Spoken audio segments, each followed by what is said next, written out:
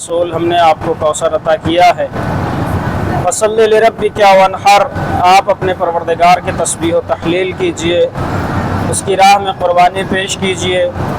ان شانئک هو الابتر، اور بے شک آپ کے دشمن بے اولاد رہیں گے۔ اب یقیناً خداوند عالم حکیم ہے، تو جو بھی آیتیں نازل ہوئی ہیں اس سورے میں، ہر آیت سے دوسری آیت کا ربط ہونا بہت ضروری ہے۔ پہلی آیت میں خداوند عالم کہہ رہا ہے انا اعطیناک الکوثر، اے رسول ہم نے آپ کو کوثر عطا کیا ہے، فصلی لربک وانحر، آپ اپنے خدا کی تسبیح و تحلیل کیجئے، قربانی پیش کیجئے۔ ان شانئک هو الابتر، اور آپ کے دشمن بے اولاد رہیں گے۔ پروردگار نے کوثر عطا کیا، رسول کو سمجھ میں آیا، تسبیح و تحلیل کی مانگ کی، سمجھ میں آیا، لیکن اس کے بعد ایک ایسی آیت نازل کی کہ جس کا ربط سمجھ میں نہیں آ رہا کہ خداوند عالم یہ ساری چیزیں عطا کرنے کے بعد، کوثر کو عطا کرنے کے بعد رسول سے یہ کیا کہہ رہا ہے کہ آپ کے دشمن بے اولاد رہیں گے۔ یقیناً اگر اہل بیت علیہ السلام نہ ہوتے تو ہماری سمجھ میں یہ آیت نہ آتی، ہماری سمجھ میں اس آیت کی تفسیر نہ آتی کہ آخر کار خداوند عالم نے کوثر جو عطا کیا ہے رسول کائنات کو، وہ حقیقتاً ہے کیا۔ اب جب آپ تفاسیر کی کتبوں میں تلاش کریں گے اور دوسرے فرقوں میں جائیں گے تو وہاں آپ کو ملے گا کہ کسی نے کوثر کے معنی دودھ کی ندی کا نام دیا ہے، کسی نے کوثر کے معنی جنت میں ایک ندی کا نام دیا ہے، کسی نے کوثر کے معنی ایک شیریں ندی کا نام دیا ہے۔ لیکن میری جان قربان اہل بیت علیہ السلام پر انہوں نے کچھ ایسی تفسیر بتائی اور کہا کہ دیکھو تفسیر سورہ کوثر سے مراد جناب فاطمہ زہرا سلام اللہ علیہا ہے۔ اللہم صلی علی محمد وعلی محمد وعجل فرجہم۔ گویا خداوند عالم کہنا یہ چاہتا ہے انا اعطیناک الکوثر، اے رسول ہم نے آپ کو فاطمہ جیسی بیٹی عطا کی ہے، آپ خدا کی تسبیح و تحلیل کیجئے اور اس کی راہ میں قربانی پیش کیجئے، اور بے شک آپ کے دشمن بے اولاد رہیں گے۔ ایک سلام پڑھ دیں محمد وعلی محمد پر، اللہم صلی علی محمد۔ اور یقین جانے کہ آج کل انسان اتنی دشمنی تو اپنے دشمن سے بھی نہیں رکھتا جتنی دشمنی اس کو اہل بیت علیہ السلام سے ہو گئی ہے۔ واللہ عالم کیا مسئلہ ہے، لیکن بس ایک حدیث کافی ہے اس مسئلے کو حل کرنے کے لیے، وہ یہ کہ جو رسول کائنات کی زبان سے نکلے ہوئے فقرے ہیں، کہتے ہیں کہ یا علی آپ سے محبت کوئی نہیں کرے گا اللہ کے مومن، اور آپ سے دشمنی کوئی نہیں رکھے گا اللہ کے منافق۔ تو اب اگر اہل بیت علیہ السلام سے کسی کو دشمنی ہے، دل میں بغض ہے، تو یقیناً وہ مومن تو نہیں ہو سکتا، چاہے وہ کتنی نماز پڑھ لے، کتنے روزے رکھ لے، کچھ بھی کر لے۔ اور پھر آگے چل کر آپ ایک اور حدیث دیکھیں گے کہ علی حق کے ساتھ ہیں اور حق علی کے ساتھ ہے۔ اچھا، دو مرتبہ حق کی تکرار کیا گیا حق کو، علی و مال حق والحق و مال علی۔ ممکن تھا رسول کائنات ایک بار کہہ دیتے کہ حق علی کے ساتھ ہے، تو آج کے مسلمان یہ بھی کہہ دیتے کہ رسول کائنات نے کہا کہ علی حق کے ساتھ ہیں۔ ہو سکتا ہے کبھی کبھار علی جو ہے معاذ اللہ ثم معاذ اللہ باطل کے ساتھ ہو، لیکن نہیں، رسول کائنات نے سارا مسئلہ ہی واضح کر دیا۔ انہوں نے کہا کہ حق علی کے ساتھ ہے اور علی حق کے ساتھ ہے، گویا کہ دونوں راستے بند کر دیے، باطل کے دونوں راستے بند کر دیے، کہیں سے کوئی انٹری نہیں ہے۔ اب جدھر جدھر علی ہوں گے ادھر ادھر حق ہوگا، تو سمجھ جائیے کہ جدھر جدھر علی ہوں گے ادھر ادھر حق ہوگا، مطلب یہ کہ جہاں جہاں باطل ہوگا وہاں وہاں علی نہیں ہوں گے۔ ایک صلوات پڑھ دیں محمد وعلی محمد پر۔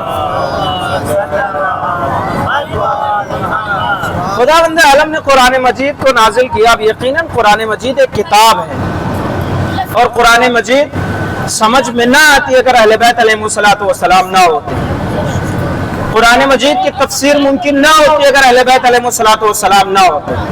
گویا کہ اگر آسان سے لفظوں میں سمجھانے کی کوشش کروں کہ میں ایک شہر میں گیا اور میں نے ایک صاحب سے پوچھا کہ بھائی وسیع صاحب کا گھر کہاں ہے، تو انہوں نے ہمیں راستہ بتا دیا کہ آپ یہاں سے سیدھے جائیے گا، وہاں سے لیفٹ لیجئے گا، پھر رائٹ چلے جائیے گا اور وسیع صاحب کا گھر آ جائے گا۔ پھر میں نے ایک دوسرے صاحب سے پوچھا، انہوں نے میرا ہاتھ پکڑا اور وسیع صاحب کے دروازے پر لا کے مجھے چھوڑ دیا۔ تو قرآن وہ ہے کہ جو راستہ دکھاتا ہے، اہل بیت وہ ہے کہ جو ہاتھ پکڑ کر جنت تک لے کے جاتے ہیں۔ ایک صلوات پڑھیں محمد وعلی محمد پر۔ اہل بیت علیہ السلام کا ہماری زندگی میں ہونا اتنا ہی ضروری ہے کہ جتنا جینے کے لیے سانس کا ہونا ضروری ہے. اگر سانس نہ ہو تو انسان مردہ ہے، اور اگر اہل بیت ساتھ نہ ہو تو بھی انسان مردہ ہے، کیونکہ کوئی فائدہ نہیں زندگی کا. جب ہم عبادت کریں اس کا کوئی فائدہ نہیں بنا اہل بیت کے، نمازیں پڑھے کوئی فائدہ نہیں بنا اہل بیت کے، روزے رکھے اس کو کوئی فائدہ نہیں بنا اہل بیت کے، قرآن کی تلاوت کرے اس کا کوئی فائدہ نہیں بنا اہل بیت کے. گویا کہ اللہ سے اگر محبت بھی اختیار کرے تو کوئی فائدہ نہیں اس محبت کا. کیوں؟ کیونکہ جس نے محبت کرنا اللہ سے سکھایا ہے، اگر اس سے محبت نہ ہوگی تو پھر ہم اللہ سے محبت کیسے کر سکتے ہیں؟ خداوند عالم نے قرآن مجید کو نازل کیا اور کئی بار اس آیت کی تکرار کی ہے کہ اگر تم اتنے طاقتور ہو، اتنے پڑھے لکھے ہو، تو جاؤ پھر اس آیت جیسی کوئی ایک آیت لے کے آ جاؤ. دنیا میں ہزاروں قسم کے لوگ آج موجود ہیں، یہودی ہیں، طرح طرح کے مذاہب اور فرقے ہیں، لیکن آج تک قرآن مجید کی ایک آیت کا بھی کوئی جواب نہ لے کے آ سکا، اس کے مقابلے میں ایک آیت بھی نہ لا سکا. تو سمجھ لیجئے کہ قرآن مجید ہے قرآن صامت، اور اہل بیت علیہ السلام ہے قرآن ناطق. تو جب آج تک کوئی قرآن مجید کی ایک آیت کا جواب نہ لے کے آ سکا، گویا کہہ دو کہ جب کسی کے پاس قرآن صامت کا جواب نہیں ہے تو وہ پھر قرآن ناطق کا جواب کہاں سے لے کے آئے گا؟ ایک صلوات پڑھیں محمد وآل محمد. خدا بندہ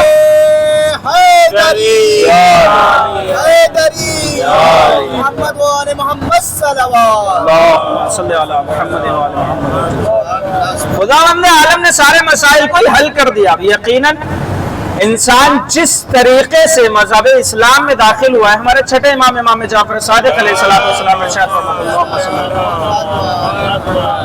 انسان جس طریقے سے مذہب اسلام میں داخل ہوا ہے، روز محشر اس کا اسی طرح سے حساب و کتاب ہوگا. بھائی آپ اہل بیت علیہ السلام کی معرفت حاصل کرنے کے بعد دین اسلام میں داخل ہوئے، یا آپ نے صرف اور صرف لوگوں سے ان کے بارے میں سنا اور دین اسلام میں داخل ہو گئے؟ آپ نے قرآن مجید کو کب قبول کیا؟ خود قرآن مجید کو پڑھا یا صرف آپ کے دل میں خیال آیا تو آپ نے قبول کر لیا؟ آپ نے دیکھا ہوگا کہ بہت سارے لوگ ایسے ہیں کہ جو پھر جاتے ہیں. ہم یہ نہیں کہہ رہے کہ وہ شیعہ ہو گیا، شیعوں میں آنے کے بعد کوئی واپس نہیں جاتا کیونکہ اس کو معرفت ہو جاتی ہے. ایک بار کوئی اہل بیت کے قریب آ جائے تو اس کو خود بخود معرفت حاصل ہو جاتی ہے، پھر وہ پلٹ کر نہیں جاتا. لیکن مسلمان ہونا اور مسلمان میں پھر شیعہ ہونا ایک بہت بڑی بات ہے، کیونکہ انسان کے پاس آج کے زمانے میں انسان کو اپنا دل خوب قاعدے سے مضبوط کرنا چاہیے تاکہ وہ حق کو قبول کر سکے.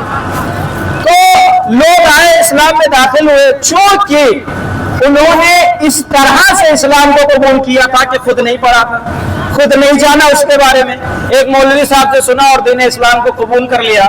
اب 10 دن بعد 15 دن بعد بھائی ظاہر سی بات ہے خداوند عالم ہے تو آزمائشیں بھی ہوں گی، امتحانات بھی ہوں گے، سب چیزیں ہوں گی. جب وہ پریشان ہو گئے، کوئی فائدہ نظر نہیں آیا تو پھر دین اسلام سے فوراً خارج ہو گئے. اب ایک وہ انسان کی جس نے دین اسلام کو سمجھا، قرآن کو پڑھا، تحقیق کی، قرآن نازل ہونے والوں کو سمجھا، تحقیق کی، ان کی معرفت حاصل کی، اسلام میں داخل ہوا، آزمائشیں ہوئی لیکن اسلام سے خارج نہیں ہوا. ایک وہ جس نے مولوی کو سنا اور سننے کے بعد اسلام میں داخل ہو گیا اور پھر اس کے بعد خارج ہو گیا. تو دونوں معرفت میں بہت بڑا فرق ہے. ایک کو ایسی معرفت حاصل ہوئی تھی کہ جو سنی سنائی تھی، لیکن ایک نے ایسی معرفت حاصل کی کہ جو خود پڑھا لکھا اور اس پر تحقیق کی.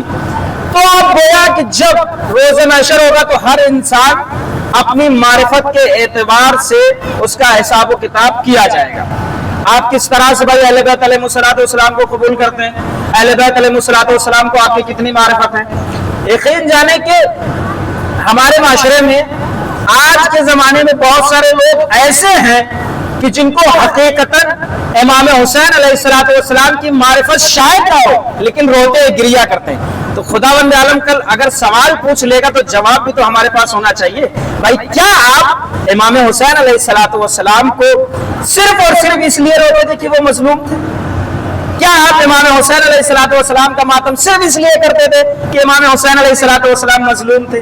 یہ تو دلیل نہیں ہو سکتی نا، کوئی دلیل قابل قبول دلیل ہونی چاہیے. بھائی امام حسین علیہ الصلوۃ والسلام کو آپ اس لیے مانتے ہیں کیونکہ وہ کربلا میں 3 دن کے بھوکے پیاسے شہید کیے گئے؟ نہیں، جب تک آپ کو معرفت نہیں ہوگی، حقیقی عشق نہیں ہوگا امام حسین علیہ الصلوۃ والسلام سے، تب تک آپ ان باتوں کا جواب نہیں دے سکتے. اور پھر امام حسین علیہ الصلوۃ والسلام کی مظلومیت، امام حسین علیہ الصلوۃ والسلام کی پیاس کی جب قصے آپ سنتے ہیں یا کوئی بھی ایک شخص کے سامنے قصہ سنایا جائے تو وہ گریا کرنے لگتا ہے، لیکن ایک وہ شخص کہ جو پیاس کو سن کر گریا کرتا ہے، لیکن ایک وہ شخص کہ جس کے سامنے صرف نام امام حسین لیا جائے اور گریا کرنے لگے، تو دونوں میں بڑا فرق ہے. کیوں؟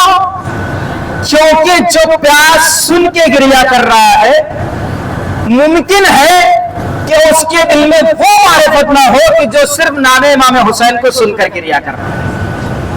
کیونکہ آج کل دیکھیں نا آپ، آج کل کے آپ لے لیں آزاداری کو، تو آزاداری میں کتنے انحرافات، بہت ساری چیزیں ہو گئی ہیں، بہت ساری چیزیں ایسی ہو گئی ہیں کہ جن کو لوگ دیکھتے ہیں لیکن نہیں کر سکتے، کچھ بول نہیں سکتے کیونکہ پرانی کرتے لوگ چلے آ رہے ہیں. کچھ نئی چیزیں ایجاد ہو گئی ہیں، ان میں بھی بہت ساری اور چیزیں ایجاد ہو گئی، آپ بول نہیں سکتے، کہہ نہیں سکتے. اگر آپ کچھ کہیں گے تو ممکن ہے کہ پھر آپ کو کچھ بھی قرار دے دیا جائے گا، کسی میں سے بھی آپ کو قرار دے دیا جائے. ہو سکتا ہے آپ سمجھانے کے لیے، اصلاح کے لیے تمام چیزیں کر رہے ہیں، لیکن ہو سکتا ہے آپ کو کسی چیز کوئی کچھ بھی کہہ سکتا ہے. بھائی آپ اگر آزاداری کی اصلاح کرنا چاہ رہے ہیں تو ہو سکتا ہے کہہ دیا یہ آزاداری کے دشمن ہے، یہ MI6 کے ایجنٹ ہے. کیوں؟ کیونکہ آپ اصلاح کر رہے ہیں. تو آج کل اصلاح میں ممکن نہیں رہ گئی، لیکن جو آپ کو یہ القاب دیے جا رہے ہیں، یہ آزاداری کے دشمن ہے، MI6 کے ایجنٹ ہے، یہ تمام چیزیں یقین جانے کہ اگر حق بولے گے تو اسی طرح کے جملے آپ کو سننے کو ملیں گے. اگر حق بولیں گے تو اسی طرح کے جملے آپ کو سننے کو ملیں گے. لیکن اگر آپ یہ دیکھ کر خاموش رہ گئے تو یقین جانیے آج آپ کے سامنے ایک چھوٹی سی چیز ہو رہی ہے، کل ممکن اس سے بڑی چیز ہو جائے، کل اس سے بڑی چیز ہو جائے، پرسوں اس سے بڑی چیز ہو جائے. تو جیسے کوئی چیز نئی ایجاد ہو آپ فوراً بول دیں. اگر اس کی مخالفت کر دیں تو ممکن ہے اس بار وہ کسی طرح گزار لے، اگلی بار وہ چیز آپ کے سامنے نہ ہو پیدا. تو آزاداری امام حسین، اگر روز محشر امام حسین علیہ الصلوۃ والسلام نے سوال کر لیا کہ بھائی تم ہمارا ماتم کرتے تھے، تم ہم پر گریا کرتے تھے، آپ دیکھیں آپ کسی چیز کو بہت زیادہ محبوب رکھتے ہو. میں چھوٹی سی مثال دیتا ہوں، آپ کسی موبائل کو بہت زیادہ پسند کرتے ہیں، بہت زیادہ پسند کرتے ہیں. آپ کو کیا لینا ہے؟ آئی فون لینا ہے، اچھا سا آئی فون لینا ہے. لیکن آپ نے اس آئی فون کی کاپی لے لی، ایک چائنا کا موبائل، اور اس کو خوب چلایا آپ نے. اب آپ کے دل میں آئی فون کی وہ محبت نہیں رہ جائے گی جو یہ موبائل چلانے سے پہلے تھی، کم ہو جائے گی محبت. تو آپ سوچئے کہ اگر کوئی انسان میں یقیناً ممبر پر بیٹھا ہوں حضرت امام حسین علیہ الصلوۃ والسلام کے سامنے، کسی چیز کو کوئی ٹارگٹ نہیں کر رہا، چھوٹی سی 2-3 مثالیں بس دے رہا ہوں. اگر آپ کے سامنے کسی چیز کی ایک شبیہ بنا دی جائے آپ کے سامنے اور آپ گریا کر لیں، رو لیں، تو یقین جانیں کہیں نہ کہیں جو حقیقی محبت ہے امام حسین علیہ الصلوۃ والسلام، اس میں فرق پڑ سکتا ہے. بہت نازک مرحلہ یہ ہے. ممکن ہے کہ سارے لوگ اس بات سے متفق نہ ہو، ممکن ہے کہ کوئی بھی متفق نہ ہو، لیکن آپ ایک بار یہ چیز آزما کے دیکھ لیجیے. امام حسین علیہ الصلوۃ والسلام کی محبت ایک بڑی نازک چیز ہے جو ہر انسان کو آسانی سے حاصل نہیں ہوتی، لیکن جس کو حاصل ہو جائے تو پھر وہ حور بن جاتا ہے. جس کو حاصل ہو جائے تو پھر وہ حبیب ابن مظاہر بن جاتا ہے. آج کے دور میں آپ کو اگر امام حسین علیہ الصلوۃ والسلام کا ساتھ دینا ہے تو یقیناً چاہے ہمارے گھر میں ہو، چاہے ہمارے گھر کی قدیمی عزاداری ہو، چاہے ہمارے گھر کی قدیمی مجلس ہو، چاہے ہمارے گھر کا قدیمی جلوس ہو، اگر کچھ غلط ہو رہا ہے تو خود آپ کو کھڑے ہو کے بولنا ہے، کہنا ہے. اگر کچھ کرنا چاہتے ہیں بھائی، آج کل آپ نے دیکھا کہ بہت سارے لوگ ہیں ہمارے ساتھ، ہمارے بھائی لوگ بھی موجود ہیں. ہم نے دیکھا ہے، آزمایا بھی ہے اور سنا بھی ہے. آج ایک گروپ ہے مدرسے کا ہمارے، اس پر بڑی اچھی سی بات کسی نے 2 لائنوں میں لکھ کے بھیجی کہ ایک دبنگ مولانا منبر پر مجلس پڑھ رہے ہیں اور ایک اچھی مجلس اصلاحی مجلس پڑھنے والا بیچارہ نیچے سر جھکائے ہوئے بیٹھا ہے. اس کا کچھ خلاصہ کلام ہی ہے, وہ شعر تھا پورا, لیکن خلاصہ کلام اس کا ایک یہ ہے. تو آج کے زمانے میں اب اچھا لوگوں کو بھی طرز عمل بدل گیا ہے, ان کو بھی مولانا پسند ہے کیسے کہ جو چلائے خوب باتیں کرے. ابھی اس بار عشرے کی مجلس میں ایک جگہ مجلس پڑھنے گیا تو میں نے ایک تبلیغی مجلس پڑھی, تو انہوں نے کہا کہ مولانا آپ کو چاہیے تھا کچھ نمک مرچا ملا دیتے. فکر دیکھ رہے ہیں, نمک مرچا مطلب کیا, مطلب ان کو کیا چاہیے, مطلب ان کو چاہیے تھا کہ ہم چلائے اور اڑائیں اور خوب ان کو واہ واہ کے لیے موقع دے. کسی کو یہ پسند نہیں کہ اس کی اصلاح کی جائے, کسی کو نہیں پسند. تو آج کل ایسے لوگ, یقین جانے ایسے لوگ ممبروں پر آ کے بیٹھ گئے ہیں کہ جن کو حقیقتاً نہیں پتا کہ مجلس سننا کسے کہتے ہیں, مجلس پڑھنا کسے کہتے ہیں. اور تو یہاں تک کہ اس چیز کو ظاہر سی بات ہے کہ اگر کسی انسان کے دل میں ایک حقیقی عشق امام حسین علیہ السلام ہے تو وہ حتماً مطالبہ نہیں کرے گا, حتماً مطالبہ نہیں کرے گا. مجلس کا کبھی مطالبہ نہیں کرنا, اور نہ حقیقی ذاکر, حقیقی عالم, حقیقی خطیب کبھی کرے گا. امام حسین علیہ السلام کی مجلس اگر کسی کو پڑھنے کے لیے جانا ہے تو جائیں. لیکن آج کل کیا ہے, لوگ ظاہر سی بات ہے اس میں عشق کی کمی ہے نا, کہ آپ مجلس پڑھنے جائیں گے, پورا دم لگائیں گے, پورا خم لگائیں گے, لیکن آپ کو ساری چیزیں بھی مضبوط چاہیے. پھر بھائی وہ ساری چیزیں فون پہ ہی طے ہو جانی چاہیے. تو کیا ہے, بگاڑنے والا کون ہے معاشرے کو؟ دونوں کا ہاتھ ہے. جو ممبر پہ آ رہا ہے اس کا بھی ہاتھ ہے, اور جو نیچے پبلک بیٹھے اس کا بھی ہاتھ ہے. اگر کل جو مولانا نے غلط چیز پڑھی یا کچھ ایسی چیز پڑھ دی کہ جس سے لوگوں کے عقائد خراب ہو سکتے ہیں, تو سب سے بڑی غلطی یہ تھی کہ آپ نے روکا نہیں, ٹوکا نہیں. دوسری سب سے بڑی غلطی آپ نے یہ کی کہ لوگوں نے اتنی واہ واہ کی, اس واہ واہ کے چکر میں اگلے سال پھر آپ نے انہیں مولانا کو بلا لیا. تو کیا کیا, آپ اپنے ساتھ ساتھ کتنوں کو لے کے ڈوب گئے. آپ کے 100-200 لوگوں کی تعداد آتی مجلس کی, ان کے جو عقائد خراب ہوں گے اس کا ذمہ دار کون ہے؟ بانی مجلس ہے. ان کے عقائد جو خراب ہوں گے اس کے ذمہ دار کون ہے؟ مولانا خود ہوں گے. لیکن پھر میں کہہ رہا ہوں, آپ بول نہیں سکتے کسی کو. اگر آپ نے مولانا کچھ کہہ دیا, یہاں پر جس کو مقام جعفر جن کہا جاتا ہے, یہاں پر ایک صاحب مجلس پڑھ رہے تھے تو میرا گزر ہوا, تو روایت پڑھ رہے تھے تو میں نے ان کو روک دیا. میں نے ان کو روکا اور اس روایت کا حوالہ میں نے مانگ لیا, تو یقین جانے ممبر پہ بیٹھ کے کہہ رہا ہوں, انہوں نے مجھے یہ تک کہہ دیا کہ تم ہمارے ساتھ ہو. مجھے یہاں مقام جعفر جن کی بات ہے, جس کو آپ لوگ مقام جعفر جن کہتے ہیں, یہیں کی بات ہے. تو کیا ہے, کوئی اصلاح سننے کے لیے راضی نہیں ہے, کوئی قبول کرنے کے لیے تیار نہیں ہے. کیوں؟ کیونکہ اب آزاداری امام حسین علیہ کہاں رہ گئی روح. پہلے کہ آپ دیکھیں نا, اگر کوئی انسان نوئے کا ایک فقرہ بھی سن لیا کرتا تھا تو آنکھوں میں آنسو جاری ہو جاتے تھے. آج آپ دن بھر نوئے سنتے رہیے, نہیں رہی روح باقی نہیں رہی. مجالس میں روح باقی نہیں رہی, آزاداری میں روح باقی نہیں رہی. آپ راستے پر نکلتے ہیں, ادھر ادھر جلوس لے کے نکلتے ہیں. پہلے لوگ کیا کرتے تھے, جب ہمارے جلوس روڈوں پر نکلا کرتے تھے تو لوگ دیکھتے تھے, احتراماً ساری چیزیں کرتے تھے. لیکن آج کے زمانے میں وہ چیز نہیں رہ گئی. کیوں؟ کیونکہ ہم خود ذمہ دار ہیں آزاداری کے تقدس کو پامال کرنے میں.